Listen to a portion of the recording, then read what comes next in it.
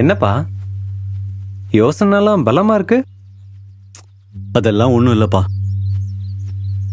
என்ன மறுபடியும் எதுவும் லோன் எடுக்க போறீங்களா? சே சே, இப்பதான் அதுல இருந்து வெளியில வந்திருக்கேன். மறுபடியும் லோனா? நினைச்சாலே பயமா இருக்குப்பா. சரி, வேற என்ன யோசிக்கிறீங்க? எல்லாம் அந்த மாணிக்கத்தை நினைச்சுதான்ப்பா. நீங்க தான் லோனே வாங்கலையே, அப்புறம் ஏன் பயப்படணும்? நான் லோன் வாங்கினாலும் வாங்கலைனாலும் அவனுக்கு 50,000 கொடுத்தே ஆகணும். இல்லைன்னா அவ்வளவுதான். 50,000-மா? ஆமாப்பா. எனக்கு என்ன பண்றதுன்னே தெரியல மெல்வின். படுத்தா தூக்கம் வர மாட்டேங்குது. கனவுலையும் மாணிக்கம் தான் வரான். பயமா இருக்குப்பா.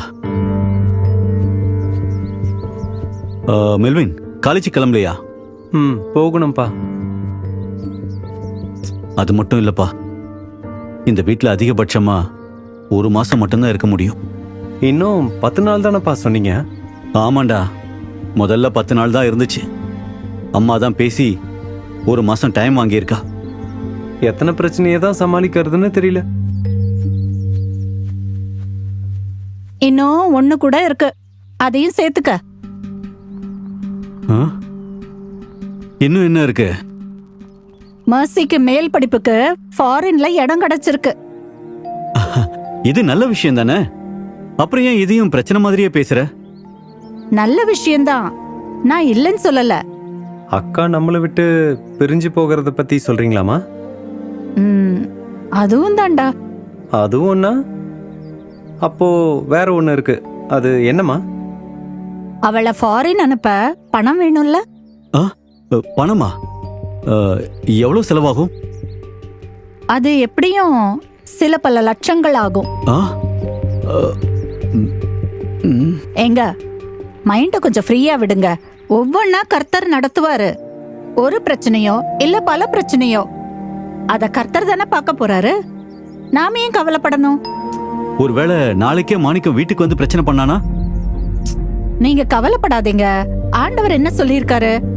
நாளை தினத்தை குறிச்சு கவலைப்படாதுன்னு சொல்லியிருக்காருல்ல. அவர் எல்லாத்தையும் பாத்துக்குவாரு.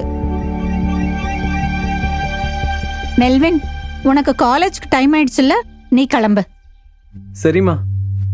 அப்பா, நான் போயிட்டு வரேன்.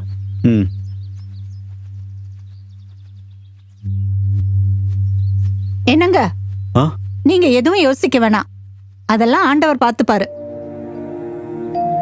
நீங்க கடைக்கு கிளம்புங்க, டைம் ஆயிடுச்சுல்ல. சரி, நான் கிளம்புறேன்.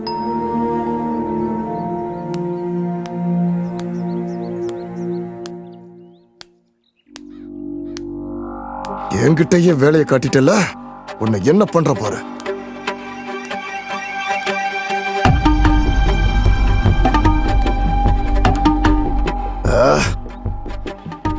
என்னையே ஏமாத்த பாக்குறானா? அந்த டேனிய சும்மா விடக்கூடாது. அவனை ஏதாவது பண்ணணும், பண்ணியே ஆகணும். என்ன பண்ண? அவனை என்ன பண்ண? பேசாம அவன் வேலை பார்க்கிற கடைக்கு போய் அவனை மிரட்ட வேண்டியதான்.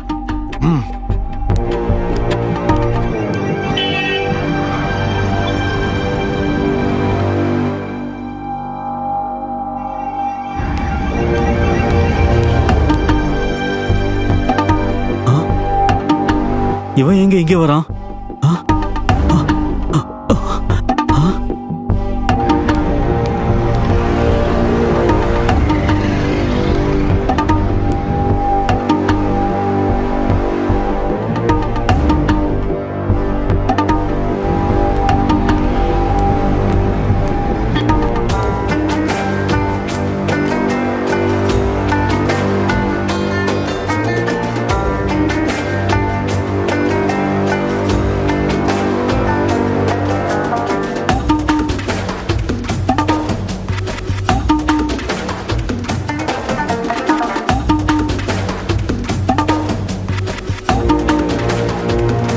எங்க காணோம்?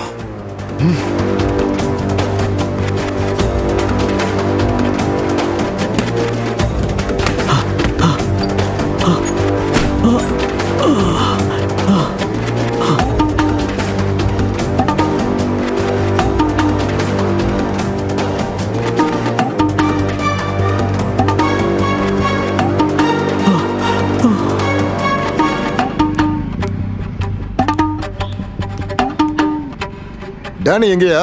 வெளியே போயிருக்காரு. சொல்லி வச்சிருங்க, அவன் எனக்கு காசு தரணும்.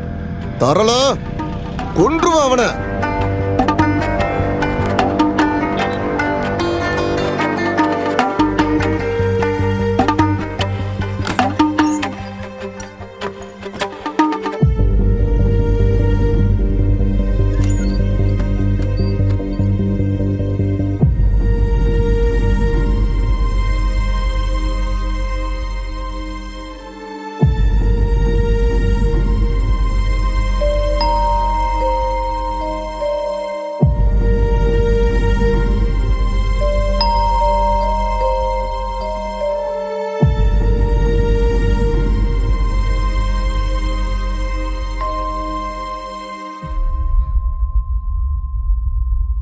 ஜோதி, என்னங்க ஒரு மாதிரி இருக்கீங்க? ஜோதி, இன்னைக்கு என்னை தேடி மாணிக்கம் கடைக்கே வந்துட்டாமா. என்னங்க சொல்றீங்க? ஆமாம்மா, என்ன பண்றதுனே தெரியல ஜோதி.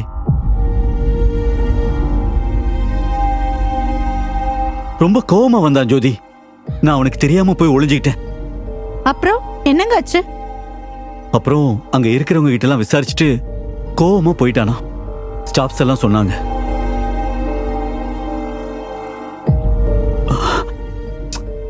நான் என்னமா பண்ண? எனக்கு ரொம்ப பயமா இருக்கு. பயப்படாதீங்க, பாத்துக்கலாம். சரி வாங்க, நான் சாப்பாடு எடுத்து வைக்கிறேன்.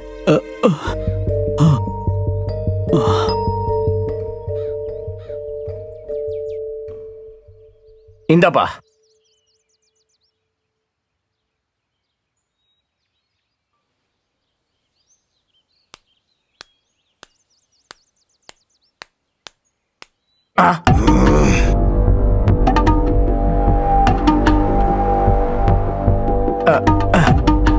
ஐயோ, இவனா? யோ தரகர, 2 பேரும் சேர்ந்து என்ன ஏமாத்துறீங்களா? ஐயோ, அப்படிலாம் இல்லைங்க. அப்படிலாம் இல்லையா? ஏய், உனக்கு ஏதாவது தனியா காசு கொடுத்துட்டானா என்ன? இல்லப்பா, நானே எனக்கு வர வேண்டிய காசு வரலங்கிற வருத்தத்துல இருக்க. அவனை தேடி கடைக்கு போன, அவனை ஆளை காணோம். அவனை எங்க போனா பார்க்கலாம். ஒரு டீ வாங்கி கொடுப்பா, குடிச்சுக்கிட்டே பேசலாம். பால்டாயில் இருக்க தரவா? ஆ, ஆ. நானே ஆளை காணோன்னு தேடிட்டு இருக்கேன், உனக்கு டீ கேக்குது என்ன? எனக்கு தெரிஞ்சு டேனி சென்னைக்கு போயிருப்பாருன்னு நினைக்கிறேன். சும்மா சும்மா பார்க்காதப்பா, பயமா இருக்குல்ல. உண்மையதான் சொல்றேன். அவர் அடிக்கடி சென்னைக்கு போவாரு. ஒருவேளை போயிருக்கலாம்ல. அவன் என்னைக்கு வந்தாலும் என்கிட்ட சொல்லணும். கண்டிப்பா. அது எப்படி சொல்லாம விடுவேன்?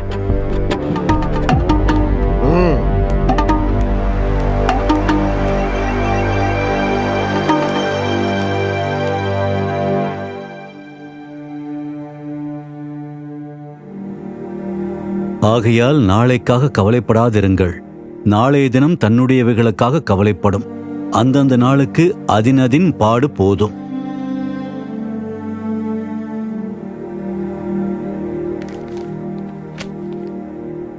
நாளைக்காக கவலைப்படக்கூடாதா? ஆண்டவரே, எனக்கு நாளைய நாளை நினைச்சாலே கவலையாதான் இருக்கு. என்னால நிம்மதியா தூங்க கூட முடியல. ஆனா நீங்க கவலைப்படாதன்னு சொல்றீங்க. எப்படி இது முடியும்?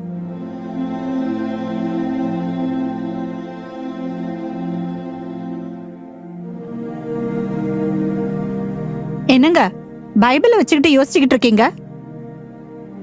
இல்லம்மா, ஆண்டவர் நாளைக்காக கவலைப்படாதேன்னு சொல்றாரு. ஆனா அது எப்படி அது முடியும்? இவ்ளோ பிரச்சனைக்கு நடுவுல எப்படிமா கவலைப்படாம இருக்க முடியும்?